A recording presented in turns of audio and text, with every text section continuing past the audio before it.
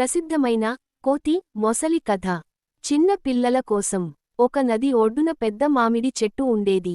ఆ చెట్టుపై ఒక కోతి నివసించేది. చెట్టులో మధురమైన మామిడి పండ్లు పండేవి.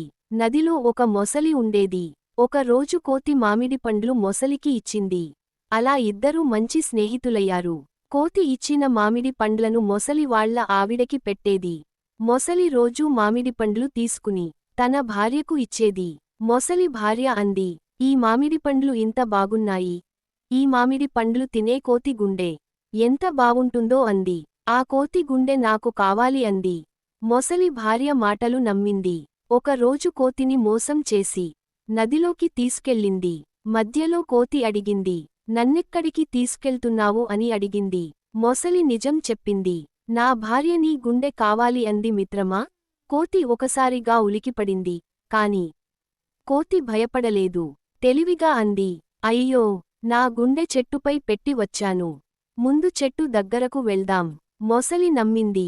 చెట్టు దగ్గరకు రాగానే కోతి వెంటనే చెట్టెక్కింది. కోతి అంది, స్నేహితుడిని మోసం చేయడం తప్పు. మొసలి తన తప్పు తెలుసుకుంది. కోతి సురక్షితంగా ఉండిపోయింది. నీతి: ఆపదలో తెలివి ఉపయోగిస్తే ప్రాణాలు కాపాడుకోవచ్చు.